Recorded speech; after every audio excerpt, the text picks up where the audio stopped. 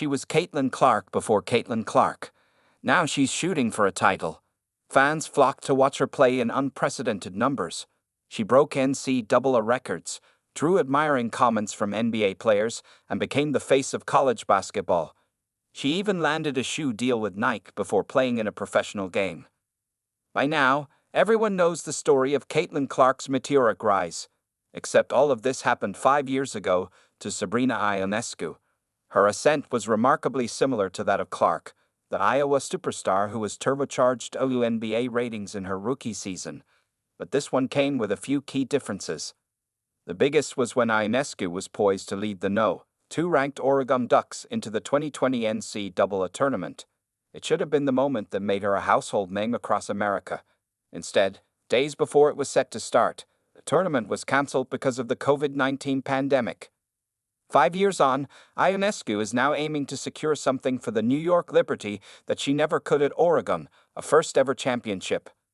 "I always think about that," Ionescu said. "You know, when you're able to kind of get so close, it kind of puts a lot into perspective, knowing how hard it is to get to that point. No one knows how hard it is more than the Liberty. Their agony surpasses even that of the Ducks, who have never reached an NCAA title game. New York has been to the WNBA Finals 5 times, including last year, but has never won it all. But this year could be different. The Liberty clinched the No. 1 seed in the playoffs and faced the 2-time champion Las Vegas Aces in a best-of-5 semifinals that start Sunday.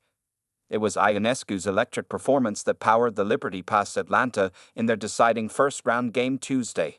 She finished the game with 36 points, 9 assists, and a courtside high-five from Spike Lee. "I felt like New York was just injected into my veins," Ionescu said. Like Clark, Ionescu burst into the WNBA as the No. 1 overall pick, but her pro career got off to a bumpier start. She missed most of her 2020 rookie season with an ankle injury, then was hampered by the ankle again in 2021. "Having a full off-season to train has fueled her this season," said Ionescu, who is 26 years old. She averaged 18.2 points this season, just behind Liberty leader Breanna Stewart with 20.4, and a team-leading 6.2 assists.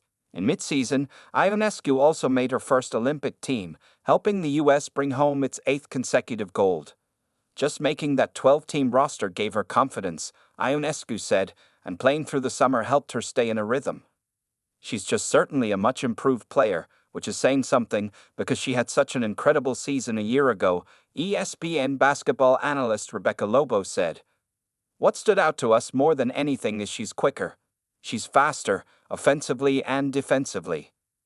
Ionescu, who like Clark grew up honing her game against boys, was one of the nation's top college recruits out of Walnut Creek, Calif.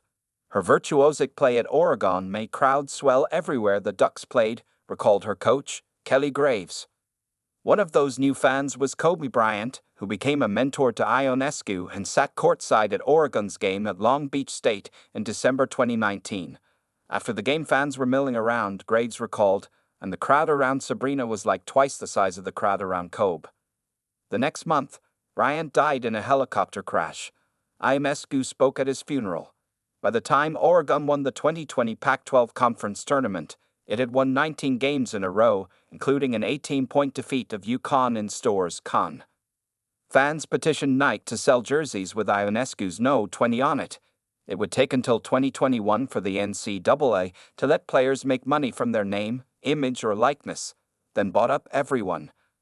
Ionescu would eventually leave Oregon with the NCAA record for triple-doubles with 26, still more than any man or woman in history. Although Ionescu had the benefit of social media, 2020 was a lifetime ago in the rapid growth of women's basketball. During Ionescu's senior season, just 5 of Oregon's games were televised nationally outside of the Pac-12 network. In Clark's senior season, 12 Iowa games were on national TV, 9 more were on the Big Ten network, and 7 were on streaming, all before the NCAA tournament. Graves said Ionescu helped pave the way for the Clark effect, which has driven viewership for the past 2 NCAA women's tournaments, as Iowa reached back-to-back finals. "I think she's got to be on the short list of the all-time greatest collegians ever," Graves said. "The one thing that she's missing, same as Caitlin, is that national championship."